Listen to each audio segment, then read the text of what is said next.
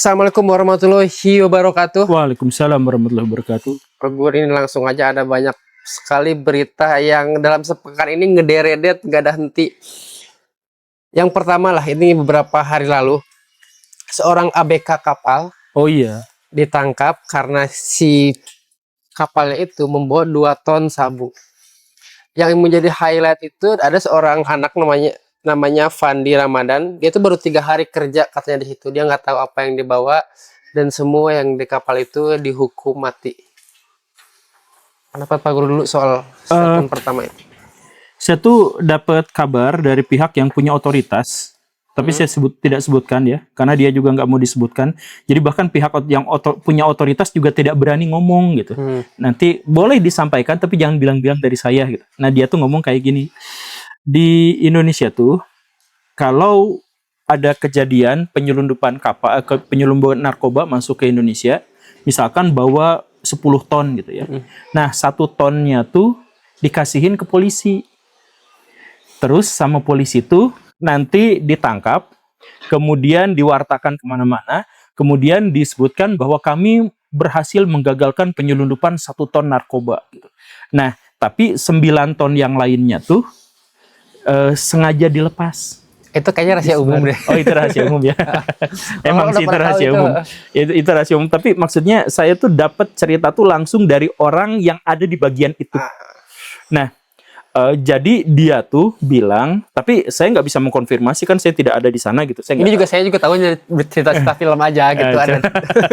Kita banyak ini ya, banyak disclaimer karena bahaya ya itu ya bahaya. Nah, tapi intinya adalah dari 10 ton yang dimasukkan ke Indonesia, 9 tonnya benar-benar masuk. Nah, 1 tonnya diserahkan kepada polisi, kemudian oknum polisi itu akan konferensi pers, kami berhasil menangkap gembong narkoba ini berikut dengan barang buktinya 1 ton. Nah, kemudian nanti itu pas pemusnahannya juga akan disorot, gitu kurang lebihnya. Nah, jadi orang-orang yang difitnah tuh harus ada. Orang yang difitnah tuh harus ada. Tapi bukan bandarnya, karena bandarnya temenan sama polisi, sama oknum polisi itu. Nah, ini juga kemudian diwartakan. Nah, ini skenario berikutnya apa? Si polisinya naik pangkat karena berhasil. Nah, karena naik pangkat, maka dia akan mengendalikan jaringan narkoba dan atau pengendali narkoba di Indonesia. Gitu ceritanya. Jadi beda dia ya. Nah, jadi kalau ada kisah yang seperti itu, jangan-jangan ini tuh mengkonfirmasi bahwa benar saja Kang Fandi ya. Kang Fandi itu adalah orang yang dijebak oleh polisi agar polisi itu bisa menemukan tersangkanya. Agar ada orang yang ditangkap dan dihukum mati, dianya naik pangkat, narkobanya bisnisnya berjalan dengan mulus, kemudian ya semua untung, semua penjahatnya untung gitu. Jadi bandarnya untung, dia tidak ditangkap, tidak diapain, bisnisnya 9 ton masuk ke Indonesia, dan 9 ton itu, narkoba tuh kan bisnisnya tuh menguntungkan pisan. Jadi harga bahan dasar itu, misalkan 1.000 perak itu dijual 200.000 tuh lumrah. Mereka tuh gitu. Nah, jadi kalau 1 ton dikasihin ke polisi, ke oknum polisi, nah itu tuh lumrah, katanya begitu. Nah, saya ini kan kasusnya masih terus mengudara ya, belum selesai, dan itu baru tuntutan dari jaksa, tuntutan hukuman mati itu. Jadi kita tidak tahu sebenarnya apakah Fandi ini benar-benar pengedar atau dia difitnah dan dijebak sama pihak penegak hukum, tetapi sudah umum diketahui oleh masyarakat bahwa modusnya adalah dengan cara seperti itu. Tapi dari berita yang beredar itu, kan fokusnya tuh si pemberitaan itu ke ABK dan gitu ya. Jadi kenapa enggak ke orang yang punya kapal, orang yang nyewa, itu enggak masuk dalam circle pemberitaan itu tuh? Ini juga pernah saya ceritakan di zaman dulu. Setiap ada korupsi, setiap ada urusan yang ditangkap itu bukan koruptornya, tapi anak buahnya. Yang sering saya sampaikan, misal dulu pas korupsi 271 triliun rupiah timah gitu. Nah, yang ditangkap tuh adalah orang-orang yang bawahannya banget gitu. Kemudian saya juga pernah dapat kabar dari seseorang yang tidak bisa saya konfirmasi, tapi orang itu bercerita kepada saya, itu tuh praktek lumrah. Misalkan gini, ada sebuah perusahaan, perusahaan itu di situ tuh melakukan kejahatan. Dia tuh perusahaan tukang obat gitu ya, perusahaan obat. Nah, perusahaan obatnya itu merekayasa, memanipulasi gini gitu biar dia dapat keuntungan yang besar gitu. Nah, yang di penjara itu, yang ditangkap itu adalah si pemasarnya, tim pemasarnya. Nah, si tim pemasar itu juga diajak kong kali kong. Udah gini aja lah.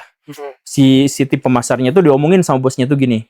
Kalau kamu nyeret-nyeret saya, pengacara saya tuh lebih bagus daripada yang bisa kamu ambil. Kamu tuh bisa dihukum jauh lebih berat lagi. Jadi mendingan gini, kamu bungkam, kamu akui saja bahwa kamu pelakunya, nanti kamu dihukum setahun 2 tahun, nanti udah itu kamu boleh kerja lagi di perusahaan saya. Tapi kalau enggak kayak gitu, kalau kamu bawa-bawa saya tetap akan bebas, kamu akan dituntut lebih besar lagi, termasuk saya juga akan nuntut kamu, dan kamu nggak akan dapat kerjaan sama sekali. Nah gitu, jadi dulu ada teman yang menceritakan kejadiannya itu seperti itu. Makanya saya tuh pernah mengeluarkan fatwa bahwa di Indonesia menjadi fakir miskin itu haram. Karena kalau jadi fakir miskin di negara yang seperti ini, maka kita tuh akan sangat mudah untuk dijadikan tumbal bagi kejahatan-kejahatan pihak lain. So, kasus Vina dulu gitu ya. Ada aja, dicari aja kuli bangunan jadi tumbal gitu. Atau ada siapa aja tuh yang jadi tumbal gitu. Pejabatnya tuh baik-baik saja gitu, aman-aman saja. Nah, ini saya khawatirnya tuh seperti itu gitu. Jadi makanya ini mah dengan skema berpikir yang seperti ini, skema kecurigaan kita yang seperti ini, maka yang harus kita curigai itu adalah siapa polisi yang menangkapnya. Betul. Dan siapa jaksa yang menghukum mati itu. Betul. Nah, kita curigai orang itu. Ini juga udah Pak gue dengerin dulu ini jokes ini. Ada jenderal polisi bisnis narkoba. Masih ingat namanya? Siapa namanya? Oh. Irjen Teddy Minahasa. Iya, itu Teddy Minahasa. Menurut si perempuan ini, Irjen Teddy Minahasa dipanggil ke Taiwan oleh bandar bisnis narkoba di Taiwan. Dipanggil ke Taiwan. Ini untuk mengonfirmasi aja kan Pak Guru tadi. Irjen Teddy Minahasa, ini semua narkotika mau saya jual di Indonesia, boleh nggak? Menurut keyakinan si Mbak ini, Irjen Teddy Minahasa jawab, setengah dari narkoba ini boleh lu jual, tapi gue minta persenan dari situ. Setengah dari narkotika ini bakal buat sita, karena gue pengen dapat jabatan dari situ. Gila. Oke. Nah, itu hanya untuk hanya untuk validasi aja. Ternyata ini udah jadi rahasia umum gitu sampai segitu aja. Gitu. Iya. Jadi bapak-bapak polisi, Anda punya PR yang sangat besar untuk memperbaiki institusi, karena di sana terlalu banyak tikus-tikusnya ya, terlalu banyak calon penghuni neraka ya. Jadi bagian atasnya itu bisnisnya kayak gitu. Terus bagian bawahnya orang-orangnya juga dianggap tuh arogan. Bahkan ada tuh video yang terbaru bahwa seorang Brimob Polda di Maluku ditahan usai diduga aniaya siswa hingga tewas. Ini beritanya nih ya. Ini saya bacain kronologinya dulu ya. Bacain kronologi. Seorang siswa kelas 9 di Maluku Tenggara masih kecil? Iya, bernama Arianto, umur 14 tahun, dilaporkan meninggal dunia pada hari Kamis, 19 Februari 2026 setelah diduga dianiaya oleh oknum anggota Brimob.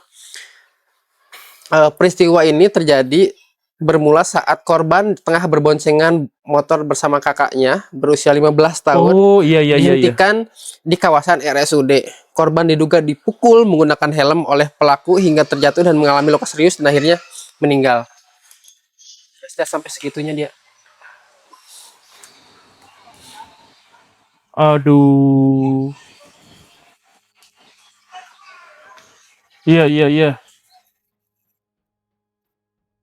Jadi PR polisi itu atasnya kayak gitu, bagian bawahnya arogan, bagian tengahnya ngurus SPPG sekarang.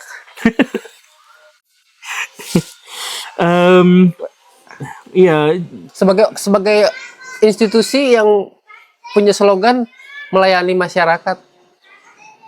Ya. Pengayom masyarakat. Ya slogan. Iya slogan ya gitu. Slogannya seperti itu. Jadi bapak-bapak polisi Tapi gimana ya? Soalnya masalah utama dari polisi kita itu adalah karena rekrutmen memaksa mereka untuk semua polisi itu pasti jahat. Semua polisi pasti jahat kalau cara rekrutmennya itu adalah seperti sekarang. Yaitu nyogok lewat jalur orang dalam. Kemudian ada jatah-jatahan. Tuh tetangga saya di dekat rumah. Anaknya sampai stres dan bunuh diri. Gara-gara dipaksa jadi polisi. Kenapa dipaksa jadi polisi? Dia tuh selalu dikasih tahu si anak itu tuh ya. Hei, dengerin. Saya tuh punya jabatan. Jadi punya jatah. Anak saya juga bisa jadi polisi tanpa dites. Jadi si jatah itu tuh tidak boleh hilang. Tidak boleh. Ari si anaknya sebenarnya pengen jadi pemain bola. Itu mas sejak kecil si anaknya teh stres. Dan setiap main bola gak boleh. Gitunya disamper sama teman-temannya gak boleh. Harus belajar. Harus gini gitu. Kayak gitu. Ya akhirnya si anaknya tuh sempat jadi gembel gitu. Jadi anak jalanan. Padahal orang kaya gitu. Anak jalanan. Terus akhirnya dia... Ya karena itu konflik terus dengan keluarganya. Karena si keluarganya tuh maksa bahwa kamu tuh udah punya jatah gitu. Di kepolisian gitu. Nah cerita yang semacam itulah. Yang banyak beredar di antara kita gitu. Nah jadi kalau rekrutmennya polisi kayak gitu, saya tuh sering bilang kalau rekrutmennya kayak gitu, maka semua orang baik pasti gak bisa masuk. Yang masuk itu pasti satu orang munafik dan dua orang yang tidak berkompeten. Dia masuk nyogok tuh karena tidak berkompeten kan, dan dia berani nyogok karena dia munafik. Nah itu yang masuk. Sedangkan yang jujur dan berkompeten, yang badannya tegap dan siap sedia membela negara, tidak masuk karena tidak nyogok. Dan orang yang jujur itu tidak masuk karena tidak ada jalur orang dalam. Nah, kalau prakteknya seperti ini, kita tuh nggak punya skenario bahwa polisi itu bakal jadi orang baik. Kalau masuknya udah pasti dipastikan munafik dan dipastikan tidak kompeten. Nah, ini mau akpol, mau apa segala rupa dari tingkat bawah sampai tingkat atas itu semuanya atau ya cerita yang sudah diketahui oleh publik.